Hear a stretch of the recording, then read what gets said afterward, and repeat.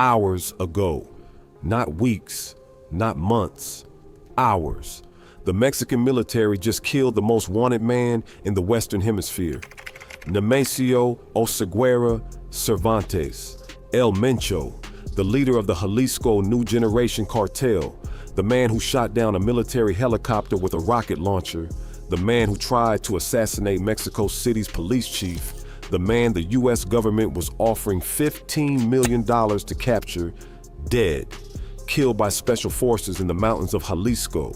And right now, as you are watching this, 6 Mexican states are on fire, buses burning, highways blocked, gunfights in the streets, the cartel's response to losing their leader.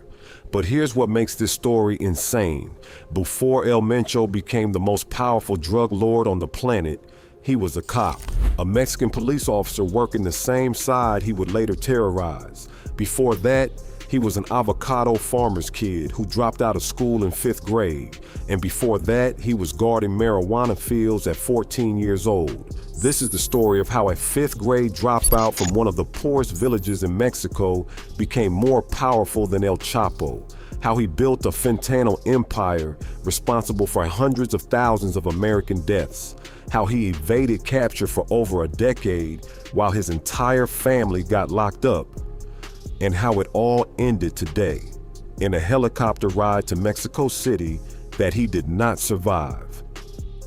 July 17, 1966, a village called Naranjo de Chila in Aguililla, Michoacan. If you have never heard of it, that is the point. Nobody has.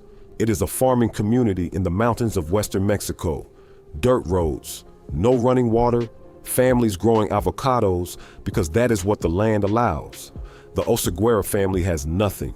Nemesio is born into a house where dropping out of elementary school is not a choice, it is survival. By 5th grade, he is done. No more classroom, time to work. He starts in the avocado fields, the same as his father, the same as everyone. But here is what is different about Michoacan.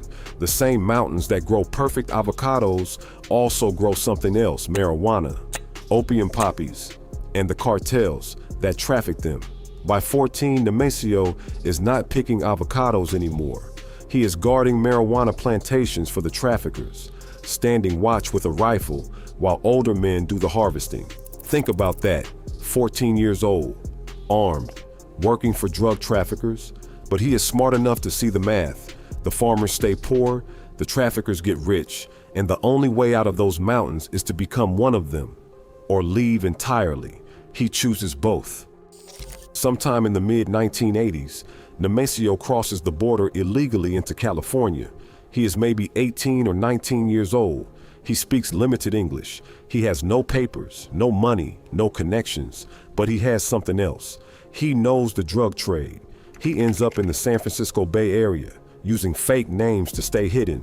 Ruben Avila, Jose Lopez Prieto, Miguel Valadez, Carlos Hernandez. A different identity for every situation. In 1986, he is arrested in San Francisco for possession of stolen property and for carrying a loaded gun. It is the first time United States law enforcement gets his fingerprints. He gets out. He goes right back to the hustle. By the early 1990s, he has moved up, not just dealing, but distributing.